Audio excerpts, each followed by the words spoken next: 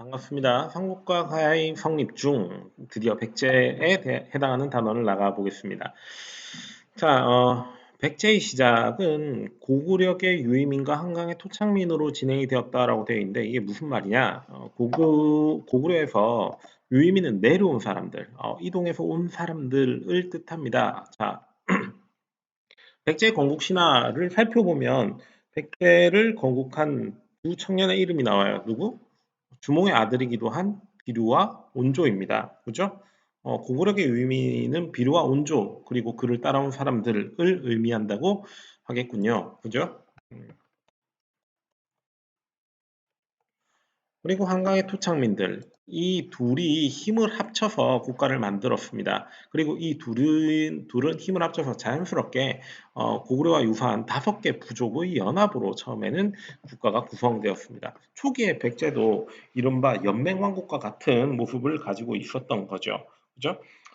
자, 백제는 초창기에 이 한강유역에서 국가를 시작했기 때문에 다른 나라에 비해서 굉장히 이로운 점이 많았습니다. 한강유역이 다른 지역에 비해서 유리한 점이 어떤 점이 있는지 지도로 좀 살펴보죠. 제가 한강을 이렇게 대충 그려본 건데 이 한강유역이 어디냐면 지금 이 지역이에요. 이 강이 깔끔하게 그려지지 않아서 좀 너저분한데, 그죠? 자, 영역상으로는 여기 보이는 이 강들, 이 다양한 강들이 있는 이 지역이 한강유역입니다. 이 강들이 좋은 점이 몇 가지가 있어요.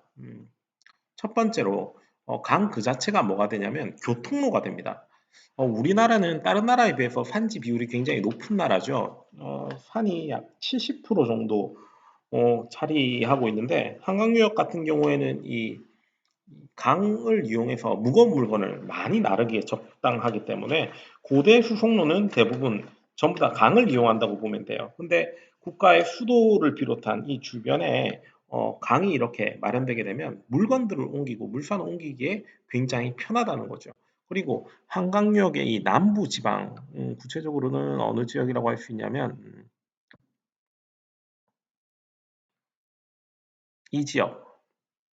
이 지역은 농사가 굉장히 잘 되는 평야 지역입니다. 그러니까 벼농사를 하기에 굉장히 좋다는 장점이 있죠. 그죠? 그리고 세 번째로, 자, 고구려 같은 경우에는, 이후에 고구려 같은 경우에는 중국과 맞닿아 있죠. 그러니까 중국 문물을 수용하려면 고구려는 중국과 이렇게 이동해서 육로로 왔다 갔다 할 수 있습니다. 하지만 중국의 문물이랑 육로로 연결되지 않은 국가들, 그러니까 뭐 신라나 백제 같은 경우에는 이 한강을 통해서 중국으로 이동할 수 있는 하나의 교통로가 된다는 점에서 한강이 굉장히 중요한 점이 됩니다. 뿐만 아니라 우리나라에서 봤을 때 이 한강유역이 한 중간 정도 되죠. 그래서 군사적으로도 요지입니다. 좀 정리를 하자면 한강유역은 어떤 이점을 가지고 있느냐? 첫 번째로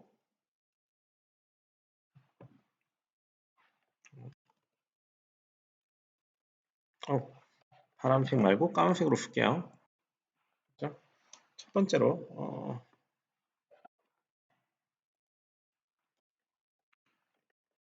교통로로 역할을 한다. 두 번째로는 평야 지역이라는 이점을 가진다. 어, 세 번째로는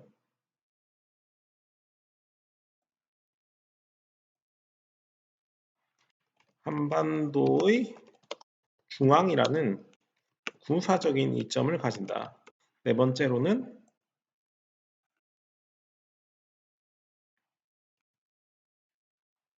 중국과의 교류를 할 수 있는 측면에서 굉장히 중요한 지역이라는 장점을 가집니다. 자, 근데 이런 한강의 나라를 처음 건설한 백제, 아주 탁월한 지역에서 나라를 시작한 셈이에요. 그래서 백제는 다른 나라에 비해서 전성기가 굉장히 빨리 오게 됩니다. 그죠? 음,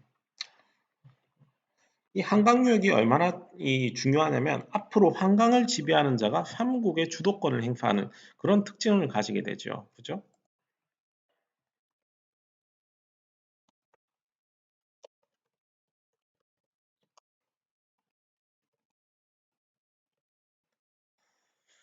당연히 좋은 한강 유역을 누구라도 차지하고 싶기 때문이죠. 자, 이런 한강을 바탕으로 초반에 백제가 성장하게 되는데 백제의 성장에서 가장 돋보이는 몇 명의 왕들을 찾아보라면 먼저 고이왕을 찾아볼 수 있습니다. 자, 초창기 백제의 영역이 어느 정도 되었을 거라고 생각하세요?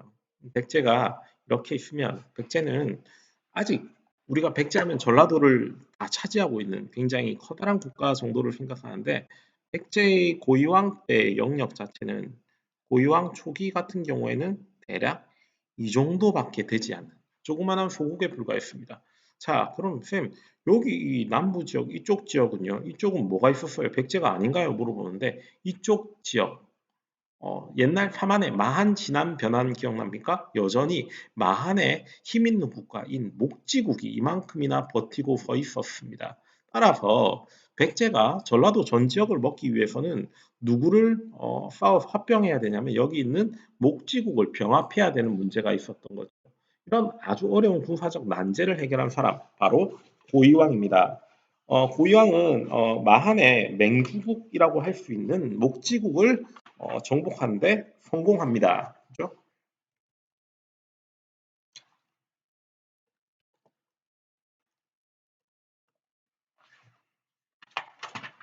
자, 뿐만 아니라 북쪽으로도 올라가서 중국의 대방군을 위협하는 데도 성공을 하죠. 선생님, 대방군은 어디예요? 라고 물어보는데, 자, 제가 낙랑군의 위치에 대해서 전에 설명드린 적 있나요?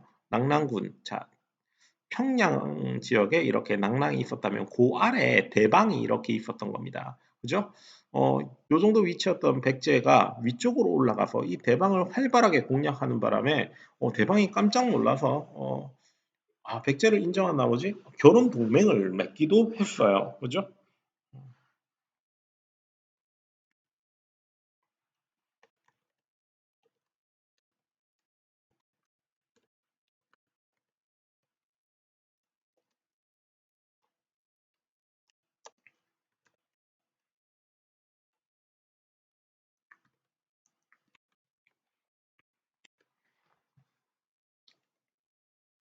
자, 이런 고이왕 때의 업적을 바탕으로 백제의 전성기는 다른 나라에 비해서 굉장히 빨리 찾아오게 됩니다. 자, 고이왕이 이런 영토나 교류적인 부분에서만 뛰어났던 건 아닙니다. 이 중국과 이 대방군 중국현이지요. 중국과 빨리 교류함에 따라서 중국 애들이 우리와 다른 점이 뭐지를 꼼꼼하게 살펴본 나머지 관등도 이렇게 정하게 됩니다. 관등이 뭐냐면 관리의 등급 그리고 복장 이런 것들도 전부 다 정하게 되죠. 이게 왜 중요할까요? 비슷한 파워를 가진 부족들이 지금 연합해서 백제 안에 있습니다. 자, 그러면 어떤 일이 벌어지냐면 서로의 높고 낮음을 잘 모르기 때문에 귀족들끼리 묘한 기싸움이나 싸움이 벌어지겠죠. 이런 것들을 확실히 막고, 그다음 너희 이 관리의 등급을 쫙 두고 제일 위에 뭘 두는 거냐면 국왕을 이렇게 두는 겁니다. 국왕이 신하들보다 확실히 우위에 있다는 걸 관등을 정하면서 다시 한번 일깨워 줄 수 있는 거죠. 그죠? 자, 그래서 이 고유왕 때 백제는 사실상 불교를 제외하고 필요한 업그레이드의 상당 부분을 했다라고 할 수가 있는 겁니다. 그죠?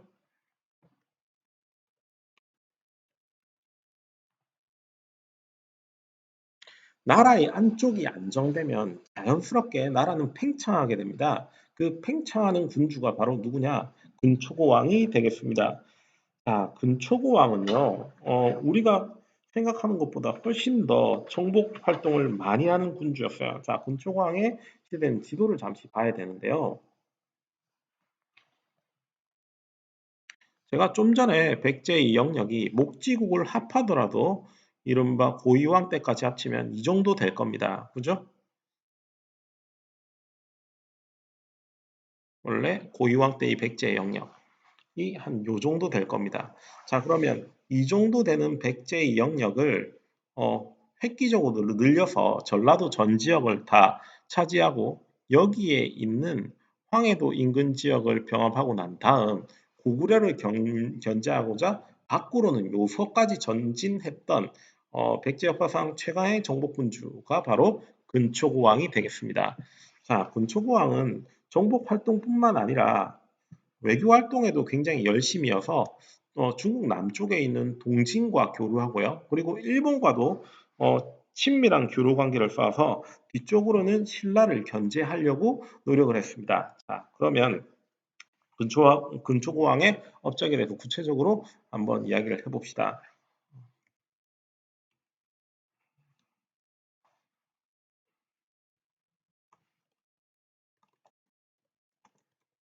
마한의 전지역이라고 하는데 그냥 전라도 아이고 미안해요.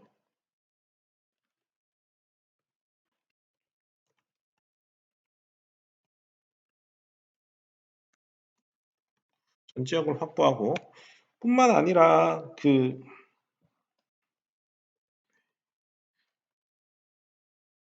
음, 제가 이 군사적인 관계랑 외교적인 관계를 따로 적어 놓을게요. 여기 이 지도에도 보이겠지만, 이 이 지도다. 이 지도에도 보이겠지만, 군사적으로 뻗어나간 영역이 있고, 그 다음에 또 외교적으로 이렇게 친하게 지내는 영역이 있어서 여러분들 이 지도를 볼 때마다 조금 헷갈릴 것 같아요. 그래서 군사적인 부분만 먼저 여기에 적어 보겠습니다. 마한의 전 지역을 확보하고, 그리고 잠시만요.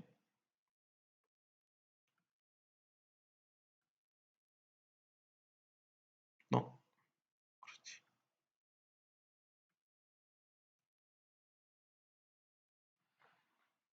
아유, 왜 이런 게 뜨지?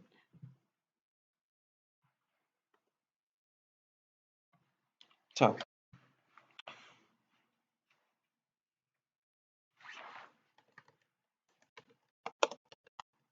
황해도 일부 지역을 병합하기도 하죠. 이 과정에서 충격적인 일이 벌어지는데 제가 고구려 설명할 때 고구려에 별달리 잘못한 건 없는데 주변국이 광국이어서 굉장히 곤란을 겪었던 아주 불쌍한 왕을 말씀드렸습니다. 그 왕이 바로 누구였냐? 바로 고국 원왕이죠. 황해도 일부 지역을 병합하려고 북방으로 올라가고 고국 원왕은 이런 백제를 견제하기 위해서 쳐들어오다가 둘이 한번 부딪히게 되는데 그 과정에서 고국 원왕이 어떻게 되었다고 그랬습니까? 전사한다라고 이야기했죠. 그죠? 자, 이런 일이 군사적인 업적이라고 할 수 있습니다. 자, 상대방 왕을 전사시키는 아주 파워풀한, 막강한 그런 정복 정책을 펼쳤다고 할 수 있죠. 자, 재밌는 건 정복 전쟁만 했던 건 아니라는 겁니다. 근초고 왕은 백제라는 나라가 살아남기 위해서는 외교적인 관계 역시도 탄탄하게 닦아야 된다고 생각을 했어요. 그다음 특히 황해도 일부 지역을 병합하는 또 병합하는 거지만 고구려를 이 왕을 전사했으니까 이걸 또 견제를 해야 될 거 아닙니까? 그래서 고구려를 어떻게 견제할까를 고민하다가 고구려의 영역 앞에서 고구려를 견제하는 방법으로 이런 방법을 선택하게 됩니다. 이게 고구려의 국경이에요. 자연스러운 국경으로 여기 요하를 접하게 되어 있고 고구려는 이 요하의 동쪽인 요동 지역에서 세력권을 가지고 있었습니다. 자, 그럼 백제는 고구려가 이 요하를 넘어오지 못하도록 이 요서를 자기네 땅으로 만들어서 고구려가 넘어오지 못하도록 이렇게 진행했던 겁니다. 어,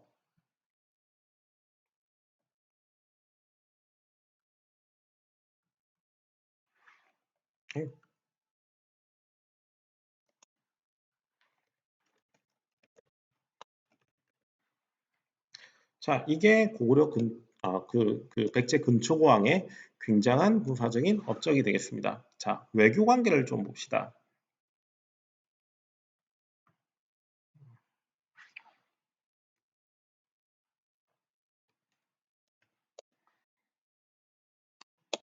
외교 관계는 일본 큐슈에 진출하기도 하고요.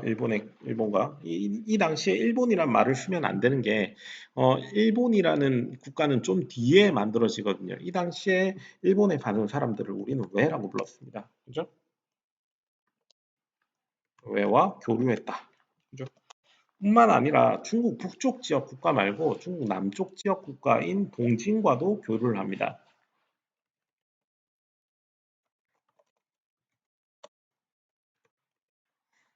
지도상으로 볼 때, 어디가? 이쪽이 중국 남쪽에 있는 이 동진이라는 국가고요. 그죠? 네.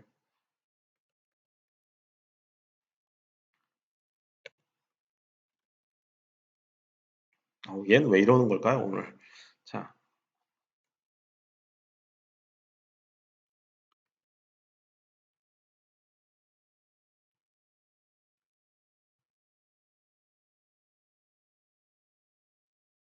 사라져라. 자, 이쪽이 중국 남부 지역인 동진이라는 국가고요. 자, 이쪽이 그 일본의 이 당시 왜 이름이었던 웨이입니다.